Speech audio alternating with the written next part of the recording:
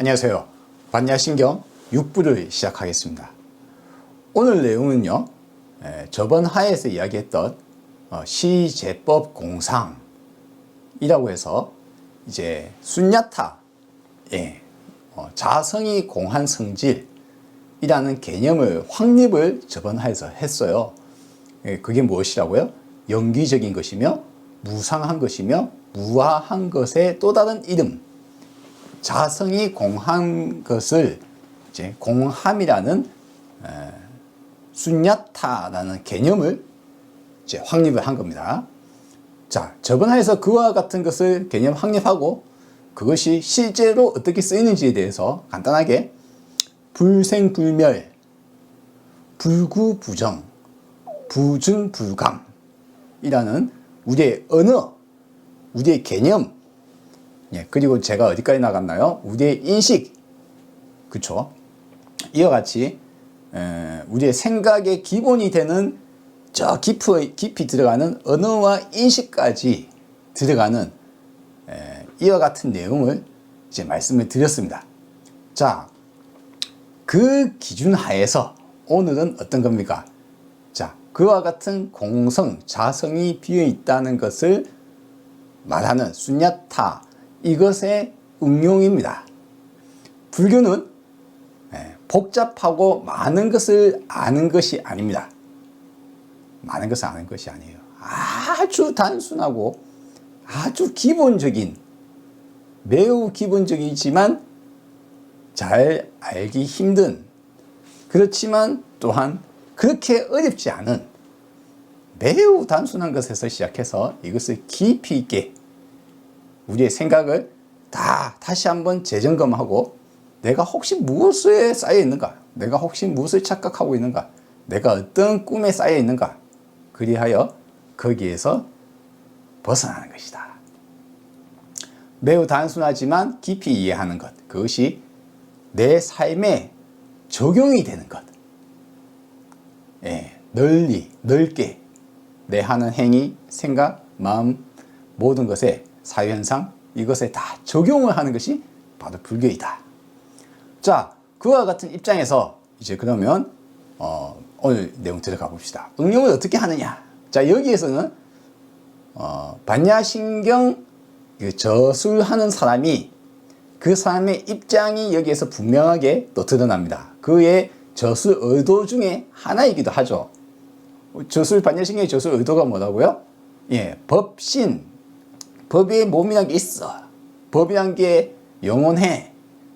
과거, 현재, 미래 모두에 다 언제나 있어. 라는 엉뚱한 생각. 또다시 누군가가 만든 이것이란 게 있어. 라는 것에 대해서 이런 것은 없어.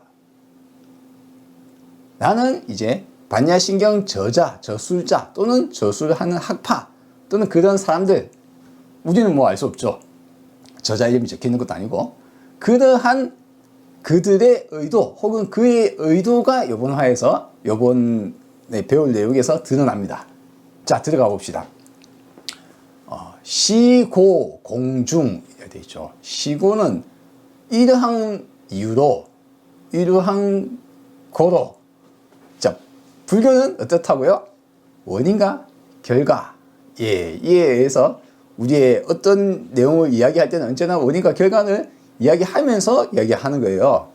우리가 불교 공부는 대단히 과학적이며 처음부터 끝까지 과학적이며 철학적이며 우리가 공부하기 쉽게 구성되어 있습니다.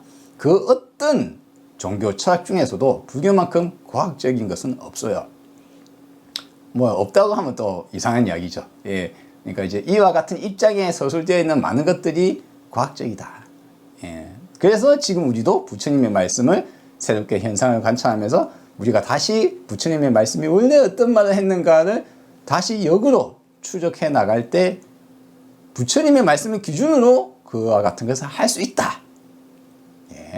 자, 어쨌거나 그러한 이유로, 그러한 고로, 그래서 공중, 자, 공중무색으로 시작을 하는데, 여러분이 공을 여기 비어있을 공자 들어가 있다 했죠. 근데 제가 뭐라고 했어요? 반야신경에 비어있을 공자가 마치 색, 한자 색자가 어디에서는 색성형 미초법으로 쓰이고 어디에서는 색수상 행식으로 쓰이는 양쪽의 색이 다른 색이다 이거죠. 색성형 미초법에서 색은 빛깔, 눈으로 보이는 거, 이러한 것들의 의미를, 좁은 의미의 룻바의 의미를 색으로 번역을 했다면, 색수상 행식에서 색은 형태가 있고 눈에 보이고 빛깔이에서 눈에 보이는 어떤 것이라는 개념에서 차츰 확장되어서 눈에 보이지 않지만 있는 그 무엇까지 포함된 색, 물질이라는 개념으로 확장이 되었어요. 그 확장된 개념이 넓은 의미의 룻바, 물질이라는 의미의 룻바가 또 색이라는 색수상 형식의 색이 쓰여있죠. 그럼 같은 색이지만 담겨있는 뜻은 전혀 다르다. 그렇죠? 마찬가지로 한자에 오온, 자성, 개공이라고 되어 있을 때 그 공은 자성이 비어있더라라는 비어있는 이라는 뜻이고, 여기서 공중무색이라고 했을 때는 비어있는 곳에 색이 없다. 그 말은 말이 안 되잖아요. 말로서 성립을 할 수 없어요. 비어있으니까 당연히 그 안에 뭐가 있어요? 없지. 그럼 이거 시고 공중이라는 말은 무슨 말입니까? 그런 거로 공한, 자성이 공한 성품이란 것이 뭐라고요? 순야타. 순야타라는 개념을 앞에서 확립을 했었죠. 그 개념에서 바라보자면, 그 개념 속에서 보자면 공중이란 말은 그 말입니다. 즉 연기적으로 바라보자면,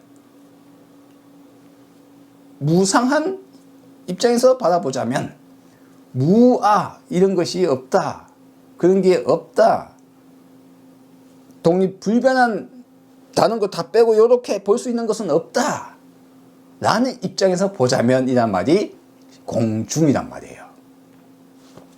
자, 그러면 순야타라는 이러한 개념에서 세상을 바라보자면 무색, 물질이라고 하는 개념, 그 개념이 없다. 말을 바꾸면 뭡니까? 저번에 하에 뭐라고 했어요? 나무란 없다. 나무란 개념은 대략적이며 우리의 인식의 한도 내에서, 우리의 언어적 한도 내에서 우리의 상상과 개념이 들어간 그러한 무엇인가인데 그 실체는 없다. 편의에 의한 것이다. 편의를 위한 것이다. 자, 그러면 마찬가지로 색이라는 물질이라는 그러한 개념, 언어, 우리의 인식 하에서의 색이라는 것, 독립불변한 무엇인가 색이라는 그런 개념이 없다. 실제적으로 그쵸, 저번 화에서 이야기했듯이 2500년 전에 이야기했던 색의 개념과 지금 우리가 보는 색의 개념이 다르다. 물질이란 개념이 다르다. 실제로 룻바라는 것도 처음 시작에는 형태 있는 거, 폼, 눈에 보이는 거, 빛깔에서 차츰차츰 그게 물질이다 생각했는데, 그러다 보니까 차츰차츰 공기 같은 것도 물질이고 눈에 보이지 않지만 있다 이거예요. 그렇죠? 여러 가지가 들리는 것도 뭔가 있다 이거예요. 그런 것도 물질이다 이거죠. 그래서 룻바라는 단어 자체가 확장되죠, 개념이. 단어가 같은 단어가 아니며 같은 언어가 아니며 시 공간 속에서 우리가 이해하고 있는 사람마다 또 다르다. 룻바라는 생각을 다 다르게 한다. 조기종 전대종정 10년 동안 했던 진제라는 승려는 색이라는 것을 색깔로 이해하고 있어요. 빛. 그 사람과 저는 색이라는 것을 다르게 바라보죠. 과연 색이란 무엇인가? 자, 여기에서 이제 색 또한 마찬가지로 무색, 무수상행식, 오온에 해당하는 것들이죠. 색수상행식. 여기에 나온 개념들도 인간이 상상해낸 것이다. 그러한 법, 우리가 일반적으로 이야기하는 법의 실체가 없다. 이것이라고 할 만한 것이 없다. 변화해 나가며 바뀌어 나가며 항상하지 않으며 독립불변하지 않다. 따라서 색수상행식이라는 오온이라는 불교의 기초 교리에 설파를 위한 것에 사용되고 있는 그 개념 또한 무상하다, 실체가 없다 라는 입장입니다. 그러니까 어쩝니까? 나무가 없어, 물고기란 건 없어, 나라고 생각하는 그 나는 없어, 아트만 그런 개념 없어. 개념, 인식, 그러한 것들로 구현되어 있는 것들, 그런 법이라고 생각하는, 우리가 진리라고 생각하거나 따라야 한다고 생각하거나 이러한 것이라는 것에 대해서 이제 연기적 입장에서 보았을 때 오온이라는 것도 그러하다. 없어. 실질적으로는 그런 게 아니야. 우리 인간은 색수상행식으로 그것으로만 바라볼 수도 없고, 또한 수라는 것이 딱 잘라서 그러한 개념이 있을 수 없어. 색이라는 것이, 우리가 생각하는 색이라는 것이 그러한 개념은 과연 바로 본 것인가? 상이라는 것이 인식과 받아들인 것과 육체와 모든 것을 떠난 상이란 그 자체가 있을 수 있는가? 그게 뭐야 도대체? 식의 작용이라는 것은 삼스카라, 행이라는 것은 무엇인가 도대체? 딱 잘라서 정의낼 수 있는가? 너거는 그 뜻이 무엇인가? 법의 모습이 연기적이더라, 자성이 비어있더라. 그리하여 수상행식이라는 오온이라는 불교 기초교리 이미 성립되어 있던 시기입니다. 소위 말하자면 그게 부처님이 말했는지 안 했는지는 우리는 알 수 없어요. 알 수 없죠. 실제로는 알 수 없어요.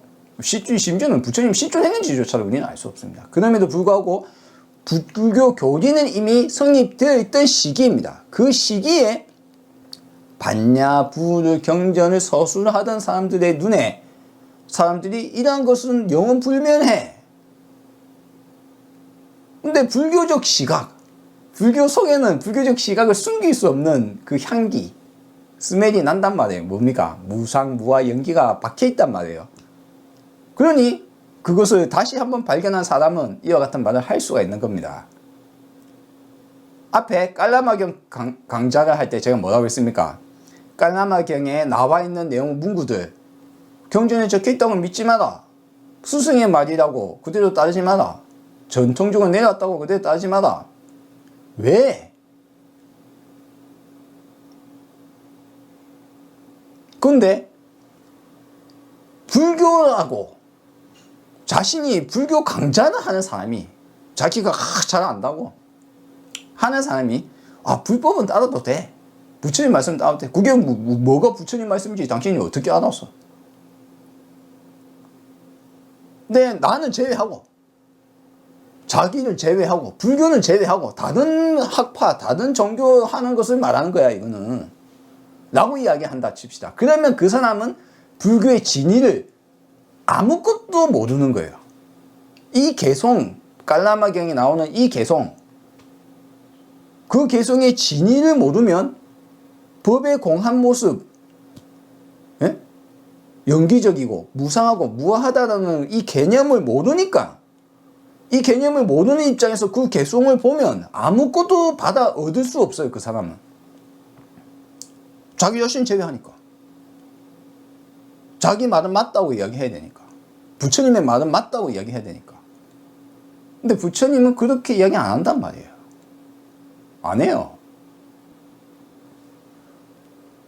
오온이란 것은 불교 교리에 있고 불교에 포함되어 있는 것이지만 스스로 다시 자아 비판할 수 있어야 되는 겁니다.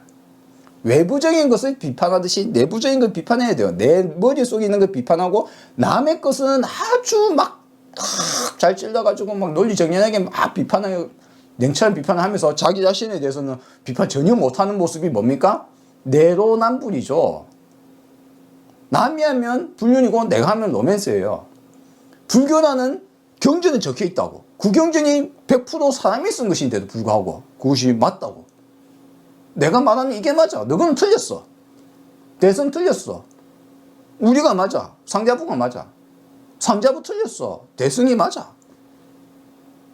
자기를 높이고 다른 사람을 까는데 같이 같은 선상에서 같이 다시 비판적으로 바라봐야 됨에도 불구하고 그것이 부처님의 인식이고 부처님의 말씀이며 그것이 바로 영기와 자성의 공함을 이야기하는 내용임에도 불구하고 그것을 전혀 알 수 없으니까 우리는 제외해야 돼. 우리의 법은 맞아. 당신의 법이 뭔데요?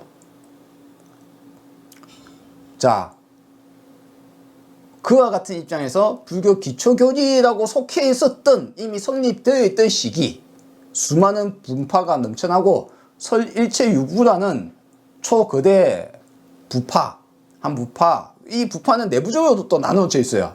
그 안에도 서로 의견이 달라서 또 부파가 나눠집니다. 어쨌거나 설일체유구라는 큰 부파가 있던 시기에 다른 부파 다 있던 시기에 그들이 모두 공유하고 있던 어떤 기본 개념 서로가 의견은 다르지만 해석은 다르지만 이미 불교 기초교리 같이 느껴지고 있던 오온에 대해서 그거는 거 없어. 실체가 없어. 바뀌어 나가는 거야. 그게 뭡니까? 그게 과학이에요. 그게 세상이죠. 우리 과학을 보실까요? 우리가 빛에 대한 이해, 지구에 대한 이해, 우주에 대한 이해, 물질에 대한 이해 어떻습니까? 우리 지금 시점에서 우리가 21세기 우리의 눈으로 보니까 과거 역사 속에서 끊임없이 바뀌어왔죠. 인식이. 새롭게 발견되고 새롭게 볼 때마다 새로운 법칙을 도출하고 새롭게 이야기를 합니다. 그럼 지금의 법칙은 맞습니까? 또 바뀌어 나가겠죠. 새로운 걸 관찰하고 새로운 걸 보고 그럼으로 인해서 지금의 법 또한 바뀌어 나갈 것이라는 것을 우리는 알 수 있습니다. 그게 과학이잖아요. 그 과학적 사고방식의 기본을 불교에서 이미 갖고 있었다. 그리고 그거는 부처님이 혼자 생각한 게 아니다. 부처님 또한 문명, 인류의 사상, 철학, 역사 이것이 있다라는 곳에 신비한 무언가가 있어. 안다는 것이 있어. 그러한 곳에서 자기도 그런 걸 찾고 있다가 어느 날 하고 그런 거 없어라는 것이 나오려면 어찌해야 됩니까? 그런 거 있어라는 주장하는 사람들이 있어야 되거든요. 그 속에서 부처님이 나오는 거예요. 그리고 이걸 의심하는 학파도 있고 또 이걸 다르게 받아보는 사람도 있고 그 수많은 사상과 철학 속에서 부처님이란 꽃이 피어나는 겁니다. 인연에 따라서. 부처님이 잘나서? 물론 잘난 말도 있겠죠. 석가모니 부처님이 똑똑하였거나 성품이 있거나 뭐 그럴 수도 있겠죠.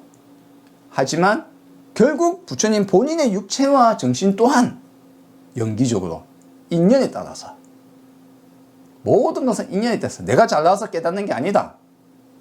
내가 잘나서 불교가 잘나서 아니다. 인연에 따라서 인류 문명의 총하이며 지혜이다. 그 부처님이 깨닫고 난 이후에 몇백 년 흐르고 나니까 이제 부처님의 말씀이 무엇이었는지 갖고 열심히 정립하기도 하고 추구하고 삭제하고 마음대로 막 변화하고 바뀌는 와중에 이제 어느 정도 경전이라는 게 함부로 손대기 힘든 시점에 도달했다는 거예요. 그 시점에 이제 오온이라는 개념이 마치 진짜 부처님이 그랬고 반드시 이것은 해야 되고 라는 개념으로 고정화 되었다 이거예요. 서로 전부 다 다른 식으로 이걸 해석을 한다 이거예요. 자, 그 시점에서 그거 확실하게 무조건 있는 거야 라고 하는 것에 대한 새로운 일성 그런 거 없어. 자, 그것만 하느냐? 그 다음에 뭡니까? 오온 이후에 이제 18개가 나오죠. 12처에서 18개로 확장하는데 12처 먼저 나오고 18개에 해당하는 나머지 또 나옵니다. 합해봅시다. 무색성향 미촉법. 자, 무안이비서신이. 안이비서신이 먼저 나오죠. 자, 안이비서신이는 뭡니까? 눈, 코, 입, 귀, 혀, 요거, 이 몸. 그쵸? 그리고 뭔가 생각할 수 있는 지금 우리는 이제 뭐 뇌라고 볼 수도 있겠지만 의식, 정신 그런 것을 해서 있다 이거죠. 우리의 오감, 감각기관과 우리의 의식 그런 것으로 색성향 미촉법 거기를 느낄 수 있는 대상과 그렇죠? 그 대상이 있어야지 눈으로 볼 수 있죠. 뇌를 맡으려면 뭔가가 있어야 되겠죠. 들으려면 뭔가 대상이 있어야 될 겁니다. 맛을 보려고 해도 마찬가지고 촉감을 하려고도 마찬가지죠. 그와 같은 인식의 대상이 되는 것과 인식하는 우리 몸과 우리 정신을 이제 딱 자세히 이제 펼쳐놓은 거예요. 그게 12처입니다. 여기 정신 파트를 빼고 나면 보통 이걸 5가지 근, 그러니까 뿌리, 그러니까 느끼려면 뭔가 있어야 된다 이거죠. 뭔가 있어야 돼요. 있는 것과 그리고 5가지 경계, 그러니까 대상. 그래서 색성의 미축법과 안입이설신이라는 2가지가 합해서 이 5가지 합해서 10입, 10색입이라고 합니다. 즉 10가지 물질을 느낄 수 있는, 받아들이는 그란 말이에요. 우리가 인지하고 정신의 활동을 하려면 이와 같은 것을 통해서 한다는 말입니다. 대단히 분석적이고 대단히 현실적인 이야기를 하는 거죠. 교리 자체는 대단합니다. 왜? 이게 왜 대단할까요? 부처님 당시에 수많은 사람들은 내가 코로 맡고 냄새를 맡고 하는 현상을 관찰하는 것이 아니라 그로 인해서 지식을 얻으려고 하는 게 아니라 영적인 무엇인가 있어. 초월한 그 무엇인가가 있어. 그거를 이해하면 전지전능해진다는 개념이 전지에 대한 개념, 브라흐마, 신이 된다는 개념 속에 있었던 아트만을 찾는 거예요. 내 안에. 그게 뭡니까? 자, 서양 철학으로 가면 그걸, 서양 종교, 서양 철학 쪽으로 가면 영지주의, 그노시즘, 영적인 지혜를 추구하는 거죠. 뭔가 있어. 그걸 알면 신이 돼. 전지전능해져. 그런데 그런 사람들 입장에서는 이제 육체적인 것이나 현상적인 것은 여기에서 진리, 진실을, 완전한 진리를 알 수 없게 느껴지는 거예요. 그럼 어쩝니까? 이거는 별로 안 중요해요. 현상은. 신비한 힘을 발휘하고 전지전능해지려면 어찌해야 됩니까? 현상계를 떠나야 돼요. 초월해야 되죠. 그럼 뭡니까? 차크라든, 뭐 기든, 우리나라 치면 기든, 뭐 그네들은 차크라든, 뭐 영적 지혜든, 뭐 그게 그 보통 이야기하기를 우리가 봤냐라는 것도 언어가 있었다고 했죠. 언제? 과거에. 어떤 언어로? 프라즈나. 프라즈나는 또한 원래 브라흐마, 베다 쪽에서는 프라즈나는 어떤 겁니까? 완전 무게는 어떤 지혜예요. 지식. 아트만과 거의 동일시돼요. 그러니까 아트만을 발견하면 프라즈나를 알게 된다는 거죠. 그네들 원래 있던 개념은 그렇다는 거죠. 그런 개념이 있어 왔단 말이에요. 그런데 그 개념을 아니라 현상 세계와 내 육체를, 정신을 면밀히 살펴보면서 이제 현실의 이야기를 하는 겁니다. 네가 생각하는 그거, 그 관찰할 수도 없고 알 수도 없는 그거, 그런 거 헛된 거야. 망상이야. 자, 봐봐. 현상을 봐봐. 네가 기도를 해서 바위를 물에 던져가지고 바위가 깔아앉았는데 그 기도를 하면 영적인 힘으로, 정신적인 힘으로, 기도의 힘으로 바위가 물 위에 다시 떠올려지느냐? 아무리 기도해도 바위는, 물속에 들어간 바위는 네가 기도를 해도 떠올려지지 않아. 자, 봐. 관찰해. 너는 어떻게 생각해? 너에게 기도의 힘이란 것이 있다고 생각해? 영적인 것이 있다고 생각해? 되냐? 이것의 기준은 뭡니까? 우리가 눈과 입과 코와 우리의 인식기관과 감각기관과 인식을 통해서 현상을 보고 원리를 도출하고 이야기를 하는 겁니다. 불교는 신비한 그 무엇인가를 찾는 종교가 아니에요. 불교는 초월적인 지혜를 구하는 종교가 아닙니다. 불교는 생로병사를 벗어나는 종교가 아닙니다. 그거는 원래 있던 거고 원래 그들이 그렇게 찾아왔던 거고. 자, 자인학교가 그런 걸 하고 있고, 다른 곳에서 열심히 그거 하고 있고, 사문들, 대부분의 사문들이 그런 걸 찾고 있고. 근데 그게 아니다. 불교는 있는 그대로 보는 것을 이야기하는 종교다. 과학적이다. 철학적이며 현실적이다. 놀랍도록 차가워요. 이성적이고. 그렇기 때문에 이제 감각기관을 이야기하는 거예요. 그리고 인식을 이야기하는 거예요. 정신을 어떻게 봐야 되는지 이야기하는 겁니다.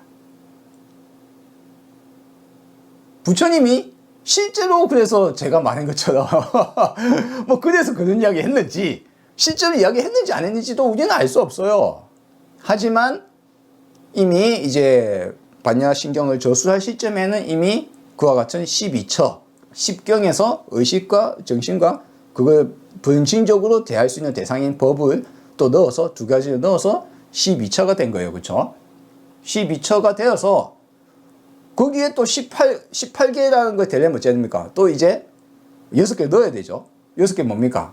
그게 이제 무안개 내지 무의식계 되어 있는데, 요 앞에 무안개는 잘못 쓴 거예요. 어떻게 씁니까? 무안개가 아니라 무안식계예요. 안입이 설신에다가 각각 식을 붙인 거예요. 안식. 의에다가 식을 붙이면 어떻게 됩니까? 의식. 안식계도 없고 의식계도 없다. 그러면 안이, 이식이 뭡니까?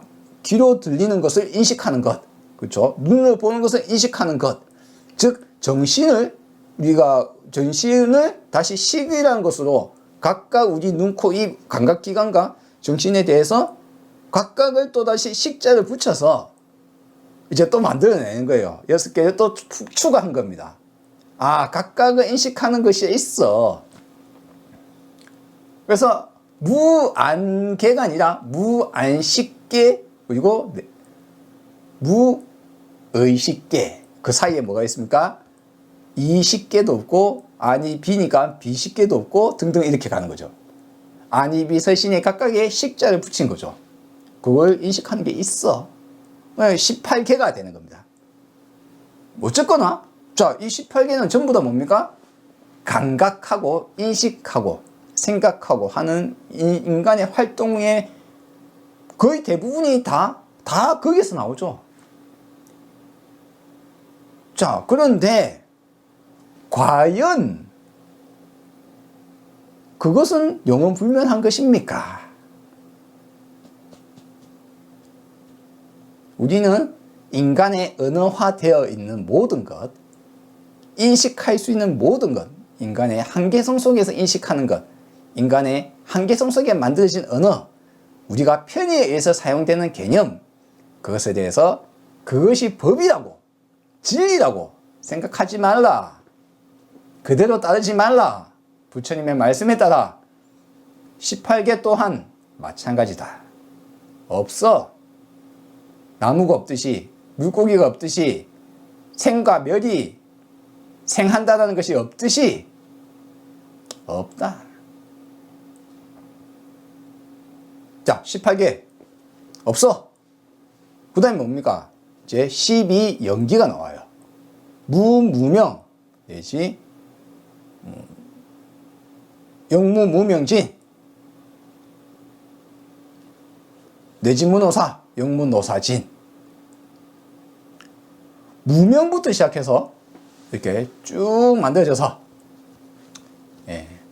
노사, 생 나타나고 또 노사, 늙어서 죽는다 라는 것까지 들어가 있는 12연기는 그 당시에 이미 확립되어 있는 어떤 연기에 대한 현실적인 우리의 인생을 어떻게 설명하기 위한 하나의 도구로서 12연기라는 것을 누군가가 만든 거예요. 부처님 당시에는 이거는 없었던 겁니다. 어쨌거나 12연기를 만들었어요. 근데 이미 기초교리화 되어버린 거예요. 그러니까 많은 부파가 12연기를 가지고 서로가 나의 해석이 옳다라고 열심히 서로 소설을 씁니다. 짐작을 하고 추측하고 자신의 주장이 맞다고 주장합니다.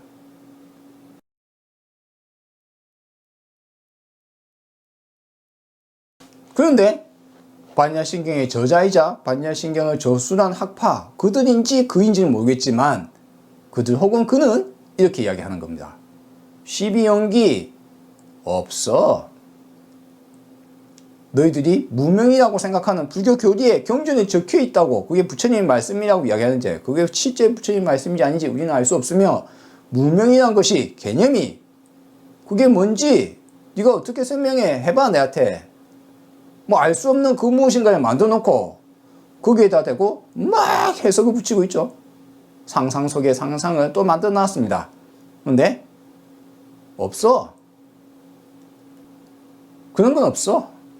그런 개념은 없어. 영원불면한 게 아니야. 상상에 불과할 수 있어. 그건 절대 진리가 아니야. 기초교리 싹 다 부정하고 있습니다. 지금 12연기 없어. 자, 12연기에 대해서 조금 약간 상세한 설명은 제가 좀 이따 할 거예요. 끝까지 일단 먼저 통찰합시다. 자, 그 다음에 뭡니까? 무고진멸도, 사성제, 보통 이야기하기를 불교 교리의 기초교리라고 합니다. 기초교리의 기초교리죠. 뭡니까? 고통의 원인을 서술하고, 그리고 그것이 사라지는 방법에 대해서 그런 것이 있다라고, 이게 부처님이 말씀한 것이다 라고 주장을 해왔단 말이에요. 무고진멸도, 고진멸도란 것이 없어. 없다니까. 그게 뭐야? 한번 내한테 설명해봐. 진짜? 정말? 진짜 그래? 그런 게 있어? 괴로움이란 것, 괴로움이 원인이 뭔가 모여서 괴로운 것이라는 것. 뭐 그걸 모여있으니까 다시 흐트러뜨릴 수 있겠죠. 흐트러뜨려진 뭔가가 괴롭지 않은 그런 상황이 있다는 거고, 그걸 도달하기 위해선 그 방법이 도가 있다는 거죠. 그와 같이 사성제가 이루어져 있어요. 이것은 불교의 아주 막 핵심이고 절대 바뀌지 않을 그런 걸 이야기하고 있단 말이에요. 그런데 사성제 없어. 지금까지 이야기했던 내용을 다 돌이켜보면 당연합니다. 자, 그리하여 무지, 지자 뭡니까? 알지자. 안다는 것, 알아야 하는 것, 안다는 것이 없으며, 역 또한 무득, 얻을 것도 없다. 뭐 이게 실제로 산스크리트를 제가 살펴보지는 않았기 때문에 득자를 얻다라고 했는지 뭐 성취하다라고 했지 뭔지는 모르겠습니다. 그러나 마찬가지예요. 무지에서 이미 뭐 이야기 끝났어요. 득한다, 뭐 능력을 얻는다거나, 그렇죠? 지는 안다는 거죠. 그러니까 전지전능에 대한 두 가지 반대입니다. 전지, 지, 안다는 행위, 안다는 것, 안다. 무엇을 모르고 무엇을 아는가? 네가 안다는 것, 그런 거 없어. 얻는다는 것, 능력을 얻는다, 뭐 행위를 얻는다, 뭐 어떤 단계를 성취한다, 얻는다는 것, 뭘 얻어? 없어. 오늘 공부할 부분이 여기 무지, 영무득에서 끝나는 겁니다. 오늘 분량 여기까지입니다. 자, 결론적으로 말해서 이 부분은 반야신경의 또 하나의 핵심이죠. 뭐 핵심이라기보다 반야신경의 주장이죠. 반야신경의 주장이며, 이 개념 하에서 도출한 마지막이 무지영무득이에요. 이 전체에서 마지막에 나오는 결론은 무지영무득이가 이 말입니다. 안다는 것이, 전지라는 것은 불가능해. 이거 현대철학으로 하면 뭡니까? 불가지론이죠.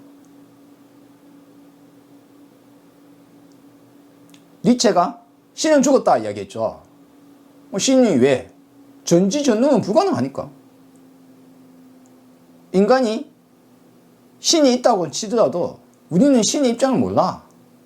그게 우리가 생각하는 일반적인 개체에서의 신은 그건 불가능하고, 왜? 이것이라고 할 만한 게 없기 때문에. 물성, 니체는 물성이라고 합니다. 물성은, 성질은 비교를 하지 않으면 알 수가 없다. 자성이 없다는 말의 다른 이름이기도 해요. 성찰을 깊이 해본 사람은 똑같은 말이거든요, 이 말이. 비교가 없이, 다른 거 없이 높거나 낮거나 늙거나 줄거나 태어나거나 말거나 할 게 없잖아요.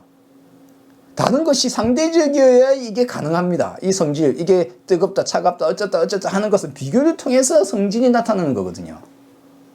이것이라고 할 만한 것이 없다는 것에 니체도 도달했단 말이에요.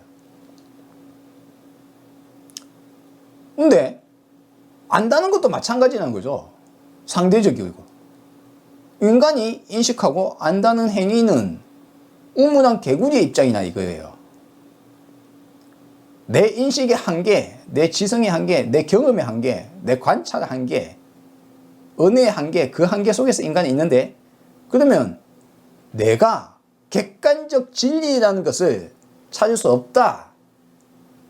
그렇다고 있다손 치더라도, 그것이 만약 있다손 치더라도 그것을 내가 발견했다고 확신할 수 없다.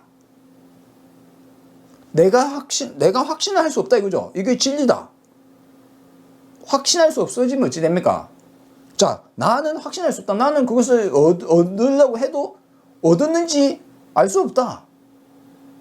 그러면 상대방도 마찬가지겠죠. 불교와 철학은 마찬가지로 나에 대한 통찰이 상대방과 단체와 세계로까지 확장이 됩니다. 단순한 사실에 확장이 됩니다. 그러면 너도 마찬가지야. 그럼 과거 사람들도 마찬가지야. 그들의 경험, 그들의 한계, 그들의 입장, 그들의 인식 속에서 나온 그러한 법이란 것이 과연 사실인가? 진리인가? 알 수 없어. 우리는 상대적이며 내 경험의 한계 속에 갇혀 있어. 우리는 우물한 개구리야. 신이 있다 손 치더라도 너는 신의 존재를 인식할 수 없어. 전지할 수 없어. 그런데 우리가 있는 모든 것은 인간이 상상하고 인간이 만든 것들이거든요. 인간이 언어로 주고받고 있는 모든 것은 인간이 만든 거예요. 그러니 네가 말하는 신이 뭐 어쩌고 말하는 것은 그건 네 생각이잖아. 그건 진짜 신의 말이 아니야. 전지가 있다 손 치더라도 인간은 전지할 수 없어. 신이 있다 손 치더라도 있는지 없는지 확신할 수 없어. 신은 죽었다. 전지는 죽었다. 우리는 상대주의적으로 살고 있다. 내가 알고 있다고 하는 진실, 사실은 그것은 나의 엉뚱한 망상이다. 나는 내 경험의 한계성 속에서, 내 인식의 한계성 속에서 내가 바라본 하늘, 우물 안에서 바라본 하늘에서 내가 바라본 것에 한계에 지어져 있다. 그러므로 상대주의가 나옵니다. 우리는 절대 객관이라는 것은 있다 손 치더라도 우리는 그걸 획득할 수 없어. 우리는 모두가 상대주의적이야. 상대적이야. 네가 알고 있는 것, 내가 알고 있는 것, 우리가 알고 있는 것. 전지는 있다 손 치더라도 네가 확대가 할 수 없어. 네가 반드시 옳다고 말할 수 없어. 이 개념은 불교의 반려신경의 개념과 일치하죠. 왜 법이 없다고 하는가? 왜 나무란 것이 없다고 하는가? 왜 생과 멸이라는 개념이 없다고 하는가? 왜 오온이라고 하는 개념이 없다고 하는가?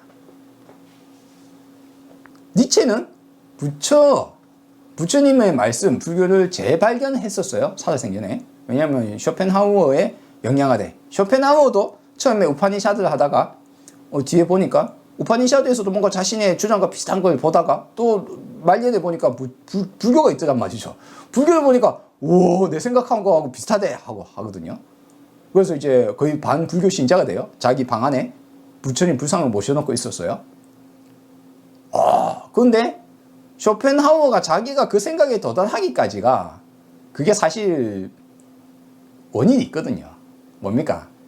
쇼펜하우어의 사상의 기반이 되는 회의주의와 유물론과 과학적 사고와 철학의 기반은 사실 부처님과 깊은 연관관계가 있거든요. 그의 사상의 기반이 되는 것들은 르네상스 시대에 서양에서 과거, 그들의 과거 사상을 재발견하면서 나온 것의 연장성상입니다. 그 연장성상이 것들이 몽테뉴부터 시작해서 당시 르네상스 시대 철학자, 그 이후에 과학혁명의 시기부터 시작해서 자유사상의 발현까지 나오는 이 과정 속에 프랜시스 베이컨의 과학적 방법론의 성립을 시키는 사람부터 시작해서 존 로크나 시작해서 휴미나 데이비드 휴미나 뭐 쭉 나오는 사상의 이 연결고리 속에서 그 속에서 쇼펜하우어가 나오거든요. 회의주의가 없으면 쇼펜하우어가 나올 수가 없어요. 근데 그 회의주의는 르네상스에서 나왔는데 르네상스는 고대 그리스의 것을 재발견했단 말이에요. 근데 고대 그리스의 이 사상들은 어디서 왔는가? 불교와 깊은 연관관계가 있다. 그들의 에피쿠로스 학파 시작해서 회의주의, 필론주의야 스토아 학파 이들은 거의 직접적으로 불교의 영향을 받은 거예요. 연기적 사고가, 회의주의적 사고가 그런 사고방식이 알렉산더 대왕을 따라왔던 필론이 따라올 때 인도까지 오거든요. 페르시아를 정복하고 페르시아 전역 중에 페르시아 전역의 마지막 끄트머리가 인도의 서북부 지방인 간다라 지방과 인더스 유역까지 일부를 포함하고 있습니다. 그래서 알렉산더 대왕이 점령했던 곳이 페르시아의 전역이었던 곳까지 점령합니다. 그 끄트머리가 인도의 서북부 지역이거든요. 근데 그 지역에 그때가 BC 약 300여 년 전쯤이거든요. 300 몇십 년. 근데 그 시기가 바로 그 지역이 벌써 불교가 탁신이라는 도시까지 이미 도시 국가도 아닌데 까지 이미 전파되어 있었던 거예요. 필론이 가서 공부하고 온 겁니다. 그 사상이 에피쿠로스에 영향을 미치고 스토아 학파에도 영향을 미치고 필론주의라는 회의주의 학파에도 영향을 미치며 아카데미아도 여기에 영향을 받아서 처음에는 뭔가 있다라고 하다가 뒤에는 아카데미아, 회의주의 아카데미아 학파가 바뀌어요. 그 어떤 이 사상에 한번 세대를 한번 받고 나면 이 영향을 받고 나면 이 고급화 될 수밖에 없거든요. 따라서 쇼펜하우어는 사실 자기가 갖고 있는 사상이 우리가 앞에서 몇 번이 말했다시피 내가 깨달았다고 하지만 내가 깨닫는 게 아니다. 내가 잘나서 깨닫는 게 아니고 우리는 기반 위에서 인연에 의해서 깨닫는다. 그렇죠? 그렇기 때문에 부처님도 그런 인연 하에 깨달았고 부처님의 깨달음이 또다시 인연이 되어서 도고도고도고 돌아서 다시 쇼펜하우어에 도달하는데 쇼펜하우어는 자기가 도달한 것이 원래 부처님의 말씀의 영향 안에서 자기가 깨달았다는 것을 모르고 다시 부처님의 말씀을 재발견하는 거예요. 니체도 마찬가지입니다. 서양학자들이 이제 조금 거기에 가까이 다가갔어요. 지금 제가 말하는 이런 내용을. 근데 거의 주류가 안 되죠. 왜? 그들은 그리스 철학이 최고라고 이야기해야 되니까. 플라톤이 최고라고 이야기해야 되니까. 근데 사실 과학혁명의 핵심은 회의주의와 유물론이거든요. 자, 어쨌거나 이와 같은 개념을 불교의 영향을 받아서 와서 다시 재발견했다. 쇼펜하우어가. 마찬가지로 니체가 재발견을 합니다. 그래서 니체의 말이 부처님의 말씀과 반야신경의 말과 깔라마경의 말과 사실 기본 핵심이 똑같은 거예요. 서양학자들이 깔라마경에 나와 있는 개성을 보니까 우와 깜짝 놀랐다 이거예요. 어떻게 우리의 이런 철학적인 개념과 똑같은 말이 2600년 전 또는 뭐 몇천 년 전 언제 건지 뭐 좀 깔라마경이라는 것이 적혀있네. 근데 그 깜짝 놀란 게 최근이에요. 최근 20세기 들어서. 20세기에 들어서. 근데 불교를 하는 불교 신자들은 이 대단한 가르침을 전혀 와닿지 않는 거예요. 왜? 불교 속에는 불교라는 이름에 말이 있지만 사실 불교는 없다. 왜? 불교 자체가 끊임없이 바뀌고 변화하고 변화하는 와중에 불교라는 틀 속에는 수없는 관념론자, 무엇이 있다라고 주장하는 사람, 이해를 못하는 사람, 또는 바램과 기도, 신적인 것까지 다 들어가 있어서 불교 속에 이만큼 잡탕이 되어 있어요. 불교라는 무엇인가 하나는 존재하지 않습니다. 내가 이것이 불교라고 생각하고 있을 뿐이지. 바로 보는 불교라고 제가 제 채널 제목이 그렇죠. 그러면 거기에서 제가 바라보는 바로 보아야 된다는 불교는 뭡니까? 그건 나의 생각인 거예요. 그렇죠? 내 입장, 내 주관, 내가 바라본 우물 안에서 내가 봤을 때 이것이 불교가 이게 원형이 아닌가 라는 나의 주장이 이 채널 전체에 담겨 있는 겁니다. 부처란 무엇이며 깨달음이란 무엇이며 우리가 삶을 어떻게 살아야 되며 부처님의 말씀의 원음은 무엇이다라는 것을, 그러면 제 이름이 윤덕만이거든요. 그러면 윤덕만 학파나 다름없어요. 물론 저와 비슷한 관점을 갖고 있는 사람이 여기저기 조금은 있어요. 그러나 대다수 불교를 하시는 분들은 깔라마경을 보고 아무런 느낌이 없고 반야신경을 봐도 느낌이 없고 팔개성경을 봐도 느낌이 없습니다. 기반을 갖추지 못했기 때문에. 의문을 가지고 의심을 가지고 바라보아야 함에도 불구하고 그냥 빨리 정답이 있기를 바라거든요. 그런 사람 입장에서는 반야신경은 너무 어려운 경지가 되는 거예요. 자, 계속 사유합시다. 그래하여 니체 철학과 현대 철학의 가장 이제 솔직히 니체를 넘어선 철학자가 없거든요. 지금 입장에서 마찬가지예요. 불교도 마찬가지로 부처님이 지혜를 넘어서는 무엇인가를 발전한 적이 없어요. 누군가 어디선가 멍청한 소리를 하더라고요. 불교가 발전했다. 불교는 발전한 적이 없어요. 그런 면에서 보자면 변화를 해왔지만 기본적 사상, 이 기본 제일 밑바닥에 깔려있는 이 가르침의 속뜻은 거의 변하지 않았다. 발전할 수 있는 성질의 것이 아니다. 뭐 어쨌거나 뭐 제가 앞에 제 말대로 치자면 모든 건 변한다며 이제 추가되거나 뭐 바뀔 수 있겠죠. 언젠가는 또 새로운 사실이 발견되면 바뀔 수 있을 겁니다. 제가 보기에 아직까지는 딱히 크게 안 바뀐 것 같아. 어쨌거나 자, 이런 내용들 속에서 니체의 말, 상대주의적 개념, 신은 죽었다라는 말의 뜻이 반야신경의 무지, 영무득과 똑같은 이퀄의 단어입니다. 무지는 불교가 있던 시절에 육사외도라고 이제 불교가 한창 부가되면 타자화시켜서 다른 학파를 막 깎아내리거든요. 그래서 이제 육사외도 중에 하나가 이제 회의주의가 하나가 있어요. 회의주의의 핵심은 뭡니까? 알 수 없다는 거죠. 불가지론. 그렇죠? 알 수 없다는 겁니다. 불교가 앞에도 말씀드렸다시피 부처님이 나오려면 불가지론, 회의주의, 유물론, 이따주의, 관념론 등등이 쫙 바닥에 깔려 있어야지 그 위에서 부처님이 나오는 거예요. 역량 아래. 반대로 말하면 우리가 회의주의를 모르면 부처님의 말을 이해할 수가 없어요. 그리고 무엇인가 있다라고 찾아본 사람이 없으면 반대 것도 이해를 못해요. 아니 뭐 초월한 것도 떠나라.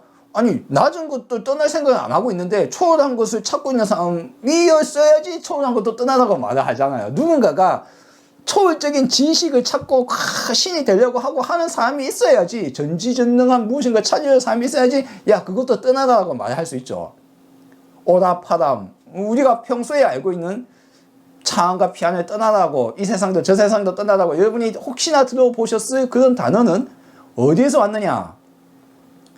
일상과 세속적인 것 속에만 빠져있는 사람, 거기에서 벗어나보려고 해본 적도 없는 사람, 내 괴로움이 원인이 뭔지도 모르는 사람, 그런 것에서도 떠나고, 그렇다고 또 초월적인 무엇인가 그래서 그걸 막 찾고 있는 사람, 그것도 가지 마라고 하려면 어찌해야 됩니까? 그런 사람이 있어야 된다. 그런 것이 있다는 것을 있어야지 그러지 말라고 할 거 아니에요. 본인을 포함해서 고타마 시타타 부처님이 되시기 직전에 자신까지 포함해서 자신의 주변에 있는 수많은 사람들, 그걸 도를 찾는 사람들, 무엇인가의 영적인 지혜를 찾는 사람들, 초월적인 아트만을 찾는 사람들, 브라흐마가 되고 싶은 사람들, 전지전능을 얻고 싶은 사람들, 그런 사람이 있어야지 파람도 떠나라고 하는 겁니다. 초월적인 것도 떠나라. 그거 너의 상상이야. 자, 무지, 역무득. 얻을 바도 없고 안다는 것도 없다. 이 말이 크게 와닿으려면 그 말의 뜻에 내부에 들어가 있는 내용을 이와 같이 한 번쯤 다시 한번 깊게 생각해 보시면 와닿는 바가 클 겁니다. 무엇을 찾고 있는가 나는? 안다는 것이 무엇이고 능력을 획득한다는 것이 무엇인가? 그래서 이것이 회의주의로 치자면 회의주의라고 여러분이 단어를 들으면 회의적으로 들리죠. 회의란 무엇인가? 비판적 의식을 가지고 한 번쯤 다시 한번 생각해 보아야 된다. 의문과 질문을 던져야 된다. 과거에 그래왔다고 그것이 사실이라고 생각하면 발전이 없어요. 그렇죠? 내 개념을, 내 의식을, 내 생각을 한번 다시 돌이켜 보아야, 그래야 이것을 개념을 부수고 새로운 개념이 또다시 새로운 경험과 새로운 것을 통해서 또다시 발전할 수 있어요. 회의주의는 아즈나입니다. 아즈나나. 아즈나나 혹은 아즈나. 즈나가 뭐라고 했죠? 앞에. 그노, 노, K-N-O-W, 노, 그노시즘, G-N-O, 그노, 그리스어의 영어의 노, 그리스어의 그노, 즈나라는 산스크리트 혹은 빨리어 쪽에 나오는 어원이 다 같은 말이다. 안다라는 것에 주관한다. 이것은 아자 붙어 있잖아요. 아. 우리가 아니야 하는 거 아하고 완전히 동일한 이야기입니다. 아니야. 아. 안 돼. 안 그래. 안 했어. 아니요. 영어의 no와 왜 똑같으냐? 왜 비슷하게 들리느냐? 원래 인간의 제일 기본적인 이러한 것들은 아주 오래전에 기본적인 개념이었기 때문에 그렇게 사용되었던 버릇이 우리한테 남아 있습니다. 그래서 아와 우리의 아니야는 아자는 같은 말이다. 그래서 즈나 안다는 것, 아즈나나 혹은 아즈나 안다는 것은 없다. 아즈나입니다. 회의주의의 원형이죠. 그리고 그걸 뭐 다른 뜻으로 표현하면 또 불가지론이라고도 하고요. 이와 같은 기본적인 개념을 바탕에 깔고 있어야 이제 불교가 보이기 시작한다. 이걸 모르면 여러분들은 회의주의는 나쁜 거야. 불가지론 그거 알 수 없다고 하는데 그건 뭘 찾으라고? 바보야? 어쩌라고? 라고 하는 타자화시켜서 그들을 깎아내리기만 하고 그들의 사상 위에서 부처님이 나오신다는 걸 모르면 회의주의를 이해를 못하면 불교를 이해를 못해요. 관념론 속에 찌들어 있어서 무엇인가 초월한 무엇인가만 찾으려고 하면 불교를 이해를 못해요. 자, 무지, 영무득이 이 최종적인 결론이다. 여기서 이제 한 발 더 나가 봅시다. 뭐라고요? 이제 그러면 불교의 기본 기초 교리를 싹 다 이제 그것이 영원불멸한 것이 아니야. 그것이 진리라고 믿지 마. 그대로 따르지 마. 비판적으로 봐야 돼. 라고 이야기했다 칩시다. 그러면 그것이 어떻게 도움이 되나요? 그냥 외부로 나쁘다고 잘못됐다고 그냥 뭐 까는 건가요? 불교는 내외를 나누지 않는다.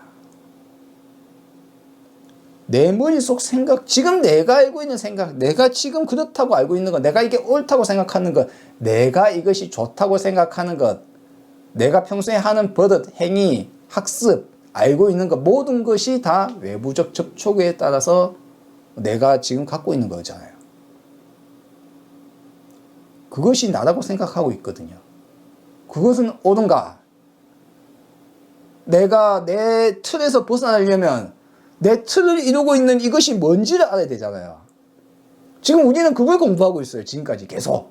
제가 불교 경전의 이해를 이야기하는데 다 뭡니까? 나를 둘러싸고 있는 틀이 뭐야? 알 속에서 깨고 나오라고 해. 해탈, 묶여있는 것에서 벗어서 나오라고 해. 근데 그게 뭐지? 뭐 생로병사에서 벗어나라고 하면 아무도 못 벗어나요. 생로병사 어떻게 벗어나? 신이 되고 싶어? 불교는 어느 날 신이 되는 종교를 바뀌어 있어요. 그러니까 아무도 부처 될 생각을 안 해요. 아무도. 부처는 신이니까. 아니란 말이에요. 왜? 불교는 생로병사가 괴로움이다 라고 정의 내리는 사고, 불교 기초교리에 속해 있죠. 고통이 무엇인가에 대해서 이야기할 때 사고 혹은 팔고 거기에다 정신적 괴로움을 넣어서. 근데 사고 자체가 이미 잘못되어 있어요. 네 가지 고통. 생로병사는 고통이 아니다. 그건 현상이잖아요. 그냥. 여러분,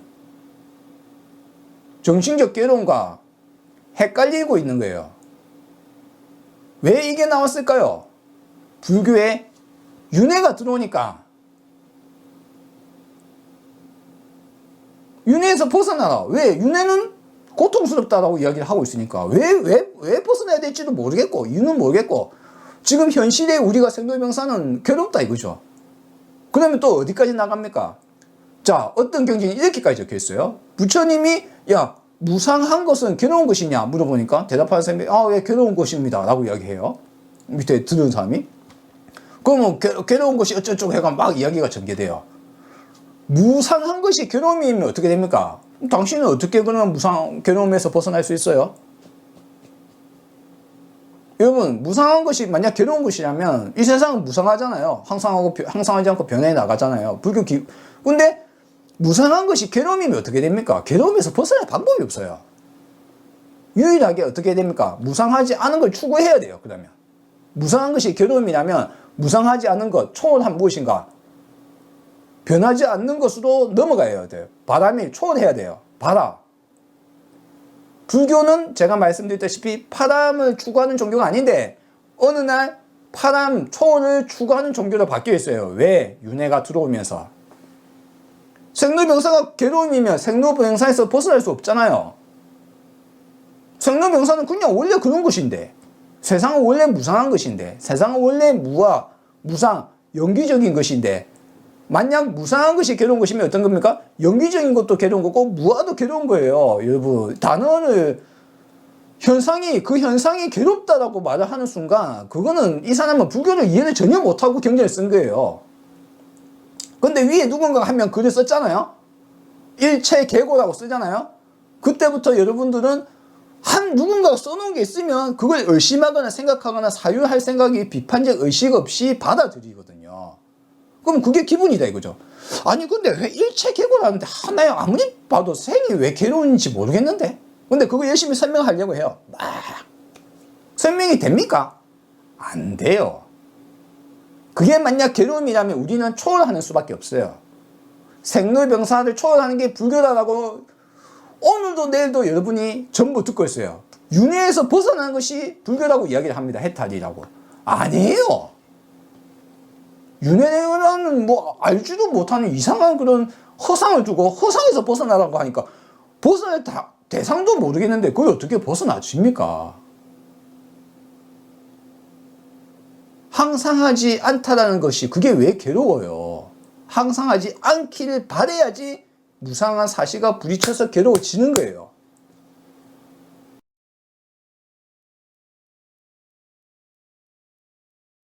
그럼 어떻게 됩니까? 일체계고는 잘못된 말이다. 일체의 괴로움이라는 것은 없다. 내가 괴롭게 만들고 있다. 우리의 정신적 괴로움은 내가 괴로움에 처한 것은 내가 세상을 바로 보지 못했기 때문이다. 현상은 현상이고 있는 그대로 보아야 된다고요. 그게 불교라고요. 만약 부처님이 일체가 개고라고 했으면 그러면 여러분들은 그 누구도 개념에 벗어날 수 없어요. 아무도. 심지어 부처님도. 누군가는 그 이야기 해요. 아, 부처가 되면 개념이 없대. 그 육신통 중에 하나 넣어놨어요. 누진통이라고. 아이고, 내 진짜. 일체가 괴롭다며. 그럼 부처는 안 괴로워? 부처는 일체가 아니야? 신이야? 그러니까 일체 개고와 생로병사가 고통이고 윤회에서 벗어나야지 항상 하다는 이야기고, 그 이야기는 다른 말 하자면 무슨 말입니까? 신이 되어야 된다는 말이에요. 불교 교리 개판이 났죠. 예. 그런데 그것을 기본으로 적혀 있으니까 그걸 해석을 하려고 노력을 하면 어떻게 됩니까? 그거 그 자체를 비판적으로 안 보고 그거에 그게 묶여 있으면 어떻게 됩니까? 그러면 이제 그때부터 이런 이야기가 나옵니다. 일체가 고통이니까 아, 무상한 게 괴로움이라고 막 또 누가 또 열심히 또 소설 써놓으니까 그게 경전이라고 막 그게 좋다고, 아, 무상한 것이 괴로움이냐 아니냐, 무상한 것은 괴로움입니다. 무상한 게 왜 괴로움이야? 근데 그렇다고 했잖아요. 그럼 세상 모든 건 무상하잖아요. 그럼 뭡니까? 볼펜도 무상한 거예요. 핸드폰도 무상한 거죠. 이 세상의 모든 물체도 다 괴로운 거예요. 대상도, 얻을 것도, 모든 현세의 모든 것은 괴로운 거예요. 그러면 현세를 떠나라라는 종교가 될 수밖에 없습니다. 그러니까 파남, 떠나는 것, 초월하는 것으로 불교가 변질이 되는 거예요.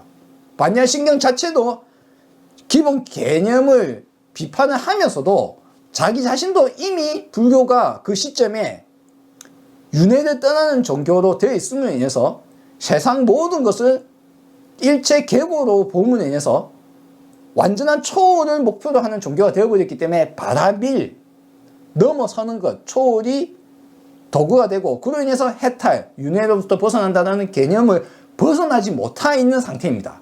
아직까지. 왜? 무고진멸도까지 갔음에도 불구하고 단어 속에 물론 반야신경에 포함하고 있는 것은 법 또한 무상하다라고 이미 그 핵심 개념이 너무나 좋지만 언어에 포함되어 있는 그 당시의 불교 상을 우리는 느낄 수 있는 거예요.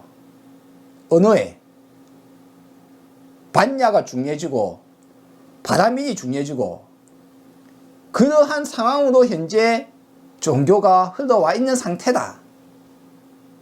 그 상에서 그 언어를 쓰면서도 말하고자 하는 것은 뭡니까?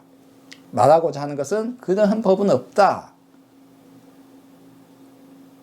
무지, 영무득이 더 나가면 어떻게 됩니까? 뒤에 가면 문자를 세우지 않는다라는 선종의 기반적인 생각도 여기에서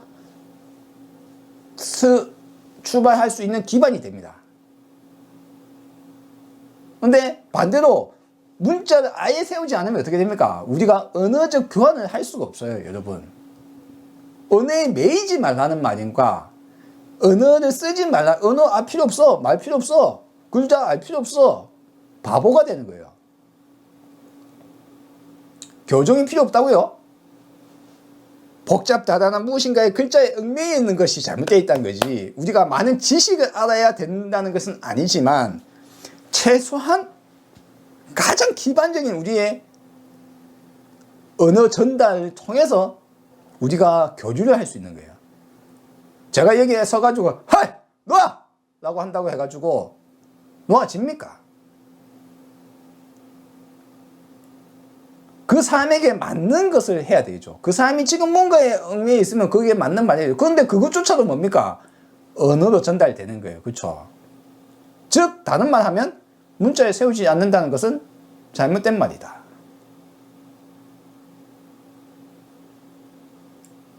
그러니까 어떻게 됩니까? 그때부터 또 신비주의를 치달아 가는 거예요.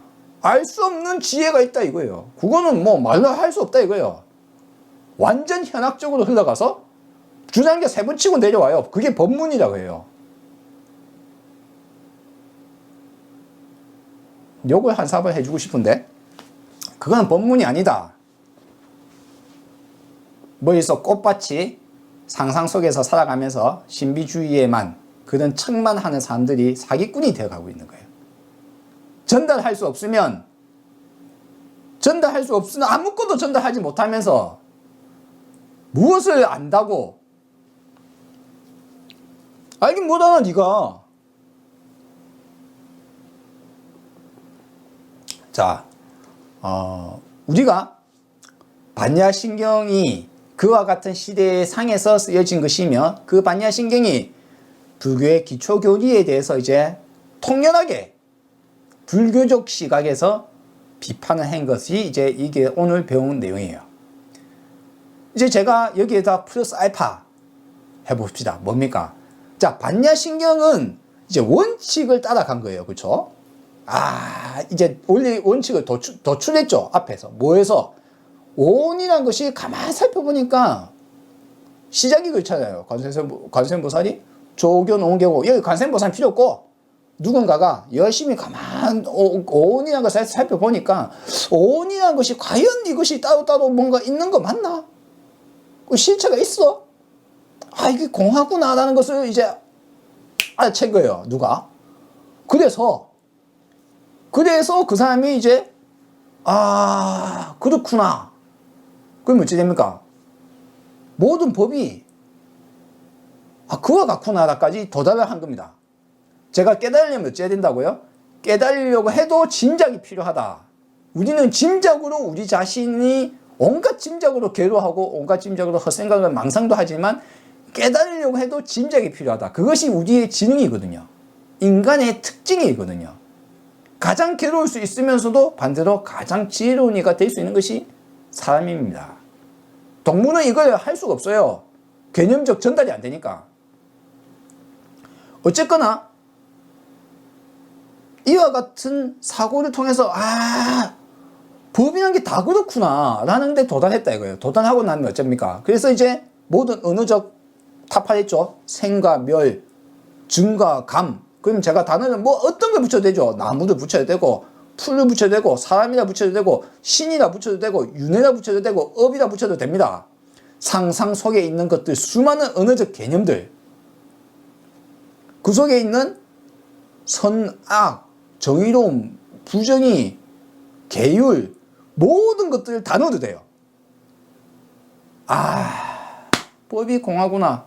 그것이 이와 같이 불생불멸, 불구, 부정, 부정불감하구나. 그런 것이 그게 인간의 상상에 불과하구나. 인간의 입장에서 바라본 것이구나. 시고, 그래하여 시고 공중. 이제 이러한 입장에서 연기적 사고, 무아적 사고, 무상함의 사고적 입장, 자성이 공한 성질, 그와 같은 순야타의 입장에서 보니까 공중, 색도 없고 수상행식도 없더라. 불교에서 말하는 모든 기초교리도 마치 그와 같아. 너희들 설일체유보가 이야기하는 법신 그런 거 없어. 자, 여기까지 도달을 이제 논리적으로 써져 있는 거예요. 써져 있는 거고, 여기에서 이제 무고진멸도까지 사성제까지 깠단 말이에요. 과연 그건 있는가? 깠단 말이에요. 그러면 이제 한번 돌이켜 봅시다. 이제 거꾸로. 어떻게? 우리는 그때 반야부 경전을 썼던 사람들과 비해서 훨씬 오랜 이후지만 우리가 보는 장점은 뭡니까? 이제 과학이 발달하고 서재학이 발달하고 이제 문서나 책이나 써지는 것이 시대의 상으로 써진단 말이에요. 이걸 파악을 하는 거죠. 이 파악의 기본은 뭡니까? 보통 단순한 것에서 복잡해지거든요. 제가 언어가 그렇다고 있죠. 언어가 단순한 것에서 복잡해지고 우리 말이 그렇죠. 프라즈나부터 시작해서 제가 아즈나 오늘 이야기한 무지에 대한 불가지 또는 회주에 대해서도 말씀드렸죠. 단어, 언어 그것들이 단순한 것에서 갈수록 복잡한 개념들로 바뀌어 나가고 우리가 새롭게 발견한 것이 또 언어로 들어오고 개념화시키고 단어는 복잡하고 늘어나고 바뀌어 나간다라고 했잖아요. 마찬가지로 책이라는 것도 그런 겁니다. 책을 쓴다는 거 처음에는 우리가 종이책을 쓰지 않잖아요. 처음에는 개송이나 말로 외워서 전달하겠죠. 근데 어디 쓰거나 할 수도 있을 겁니다. 근데 그걸 엄청 우리 지금처럼 종이책처럼 두꺼운 마음대로 쓸 수 있는 종이가 있는 것이 아니었던 시대에는 어쩝니까? 단순화합니다. 단순한 개송 정도예요. 그 개송이 쓸 수 있게 되면서 쓰기 시작하면서 어떤 일이 벌어집니까? 쓰기 편한 시대, 쓰는 것이 기본이 된 시대, 바뀌게 되면 그때부터는 양이 마구마구 늘어납니다. 즉 경전 자체가 처음에는 매우 단순한 것에서 조금 긴 거로 바뀌고 조금 더 긴 거로 바뀌고 뒤에는 엄청 긴 경전이 나오게 돼요. 화엄경 이런 거 뭐 엄청나게 길죠. 본생담 이야기 길잖아요. 법구경이라고 생겼는데 법구경도 생긴 거거든요. 부처님이 말한 게 아니야. 법구경이 생겼는데 법구경에다 대고 또 법규 비유경이라고 이제 앞뒤로 막 글자 소설을 또 써가지고 또 만들어요. 그 이제 법구 비유경이라고 부르던 뭐 그게 또 이제 남전 쪽에서 법구경에다 대고 앞뒤에다가 막 소설 붙인 거랑 북전 우리가 보통 이야기에는 우리가 일반적으로 대승불교 또는 뭐 이쪽에 또 전해지는 법구경에다가 앞뒤로 많이 붙인 것이 다르거든요. 왜 다릅니까? 법구경을 보고 서로 다른 소설을 썼기 때문에. 그러면 법구 비유경이나 여기 또 다른 거 쓴 것을 뭡니까? 동일한 구를 개송을 다른 지역에서 썼다고 막 주장하는 거예요. 어느 상황에서 누가 부처님이 어떻게 이야기했다라고 하는 거예요. 그럼 뭡니까? 그게 사실입니까? 아니면 소설입니까? 자, 우리는 이와 같이 서지학적인 측면, 언어적인 측면, 과학적인 측면, 이게 많이 발달을 함으로 인해서 언어학적인 측면, 이런 것들이 많이 발달함으로 인해서 언어는 발전하기 때문에 언어가 과거에 쓰였던 단순한 형태에서 뒤로는 복잡하고 개념화되어서 쓰이기도 하거든요. 근데 마찬가지로 여기에서 어떤 개념이 생기고 나면 그 개념은 뒤에는 이것을 쓰겠죠. 근데 여기에서 새로 개념이 만들어졌는데 이 개념은 이전에는 없던 개념이기 때문에 쓸 수 없겠죠. 제가 앞에 말씀드렸다시피 뭡니까? 그와 같은 개념들이 뒤에 생긴 개념. 예를 들어 12연기. 그럼 12연기가 저 앞에도 발견된다면 그때부터 있었던 건데 앞에는 6연기가 있고 뒤에는 12연기가, 앞에는 3연기가 있고 앞에는 5연기가 있고 7연기가 있고 8연기가 있고 뒤에 12연기가 있으면 뭐가 됩니까? 어떻게 돼요? 차츰차츰 추가되고 수정되고 바뀌어 왔다는 것을 알 수 있게 되는 거예요. 그럼 12연기는 뭡니까? 소설인 거죠. 제가 소설이라는 단어를 쓰니까 사람들이 싫어할 줄은 몰라요. 소설 맞아요. 그냥 문학작품. 지어낸 것, 추가 삭제한 것, 뭔가 의도한 것.